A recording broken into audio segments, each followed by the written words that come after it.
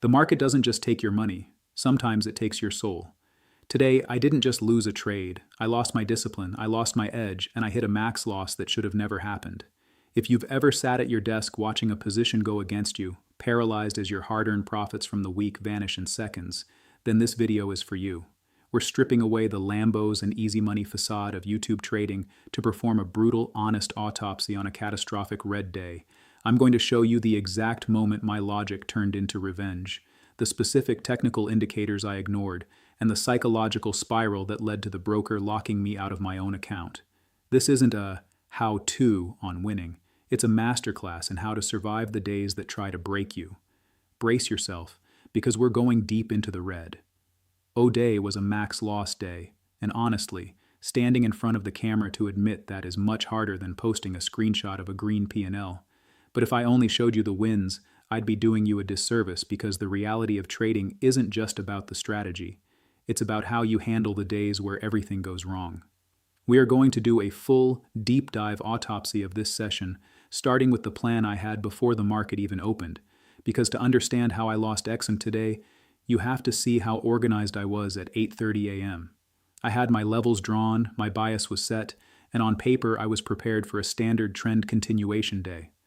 I was watching the VDU app closely, looking for that first pullback to the 9 EMA, which usually signals a high probability entry for me. But as soon as the opening bell rang, the gap between my plan and my emotional reality started to widen. I took my first trade based on a valid setup, a classic bull flag, but when it hit my stop, I didn't feel the usual acceptance. I felt a spark of frustration because the tape looked so strong right before it dipped. I'm walking you through the chart now to show you that first paper cut and how the price action manipulated my bias. Instead of walking away and resetting, I let that frustration turn into a dangerous narrative that I just needed to get back to break even. That is the exact moment I stopped being a trader and started being a gambler.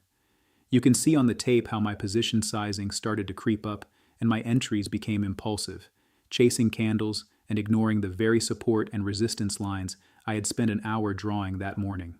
I started looking at the RSI, hoping for an oversold signal that never came, and then I did the unthinkable. I started adding to a losing position. I was telling myself that the 200-day moving average would surely hold, but the market doesn't care about my surely. I was moving my stop losses lower, bargaining with the market, and fueled by a cocktail of ego and adrenaline. By the time I hit my hard daily limit and the broker locked me out, the damage wasn't just financial, it was a total breakdown of discipline. This wasn't a failure of the strategy, it was a failure of the operator. Looking back at these trades now, the mistakes are glaringly obvious.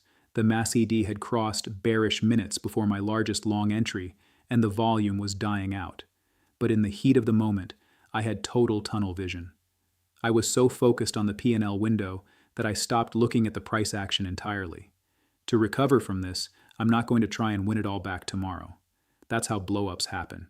Instead, I'm going back to the basics, lowering my size to a fraction of my usual risk, and focusing strictly on the process of hitting my entries and exits perfectly, regardless of the dollar amount. Red days like this are the tuition we pay to the market, and the damage is done, the screens are dark, and the market is closed. But here's the truth that separates the hobbyists from the professionals. Your career isn't defined by your biggest win. It's defined by how you handle your worst loss. I'm walking away from the desk today with a lighter bank account but a heavier set of rules. Tomorrow isn't about making it back. Tomorrow is about proving that I can still follow a process.